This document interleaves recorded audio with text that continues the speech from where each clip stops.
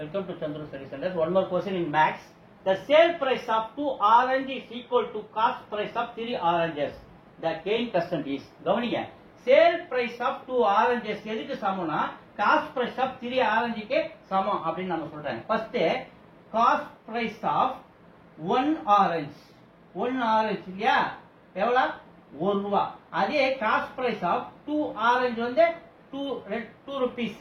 அதே cost price of 3 orange வந்து 3 rupees வந்து போச்சா.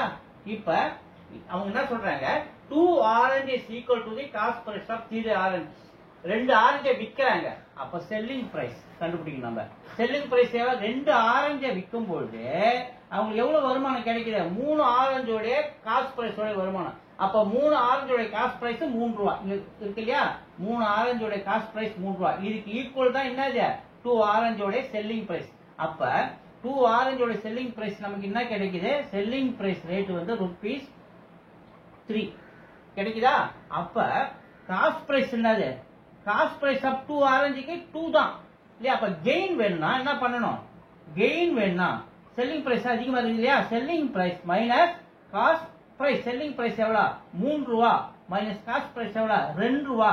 அப்ப லாபம் 1 ரூபா. அப்ப நமக்கு என்ன கிடைக்குது, கெயின் எவ்வளவு கிடைக்குது, 1 ரூபாய் கிடைக்குது. அப்ப கெயின் பெர்சன்டேஜ் வேணும்னா ஃபார்முலா, கெயின் பெர்சன்டேஜ் வேணும்னா ஃபார்முலா. இப்ப கெயின வந்து நம்ம பெர்சன்டேஜ்ல சொல்லணும்னா gain by cost price into 100. இதான் gain percentage formula. So gain எவ்வளவு நமக்கு 1 இல்லையா. 1 பை காஸ்ட் பிரைஸ் எவ்வளவு நமக்கு 2. 2 ஆரஞ்சோட விலை வந்து 2 இல்லையா இன்டு 100. ஏன்னா 2 ஆரஞ்சு தான் விற்கிறாங்க, அதோட காஸ்ட் பிரைஸ் 2 ரூபாய் இல்லையா. ஆனா இது பெர்சன்டேஜ் கெயின் 2 டேபிள் ஆச்சு நம்ம 50.